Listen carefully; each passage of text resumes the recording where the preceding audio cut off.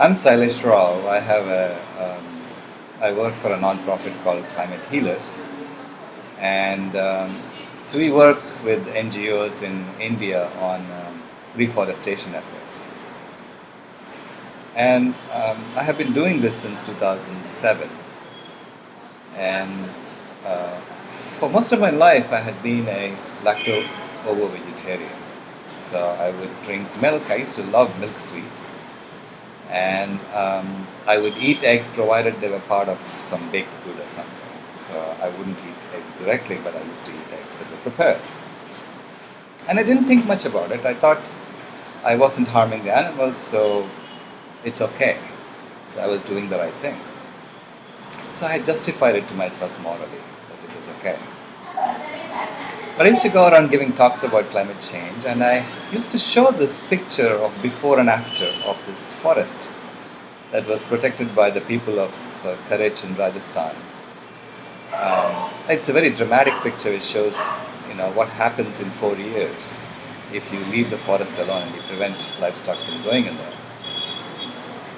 And I used to get questions from the audience who would tell me, "Hey, are you sure they didn't take the first picture during summer and the second picture during winter?" So when I went to the village in December of 2008, I decided that I had to go to the forest myself and see what was going on. So I went there and I took this picture of the fence between the unprotected land and the protected land. And it occurred to me immediately that my consumption of dairy was responsible for the destruction of the forest. That literally, if I drink milk, I really had to eat the beef so that the cow isn't wandering around for 25 years eating the grass and essentially destroying the forest. And this is the main problem in India because people drink a lot of milk but they don't eat the beef, and so the cows are living for a long time, eating up the forest. So that was basically the first wake-up call for me to look into my own personal habits.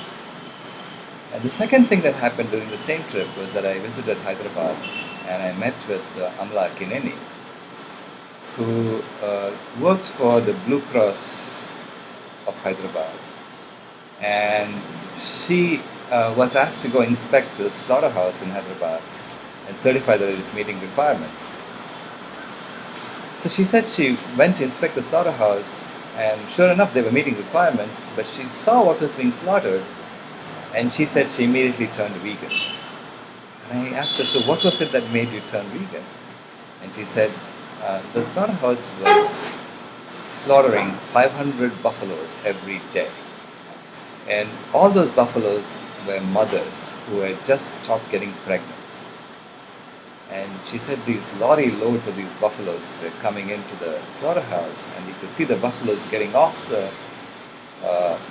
trucks with a quizzical look on their faces, wondering what was going on, because they could see the knives coming down at the end, killing them. And she saw that look on their faces, and she said she turned vegan. So that to me was the second wake-up call.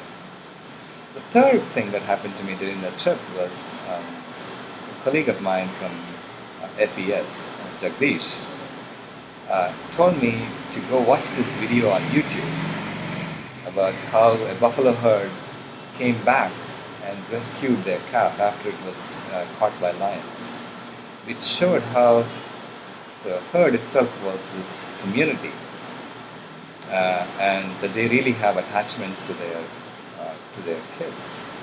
So I watched that video and I immediately turned vegan after that, because I couldn't possibly imagine separating a calf from its mother and drinking that mother's milk for myself. So I turned vegan, and within a week after I turned vegan, I felt this huge sense of guilt lift off my shoulders, because clearly I knew all along that there was something wrong with what I was doing and I was suppressing it. And then within a month after I turned vegan, I became lactose intolerant. So now if I take anything that has animal products in it, I have this queasy feeling in my stomach and I feel sick. So it's a built-in meter that I have developed. helps me stay vegan, and it has done wonders for my health. I have so much energy now that I feel like I could jump up and start playing cricket like I used to when I was in my teens. So anyway, it's been a wonderful experience for me.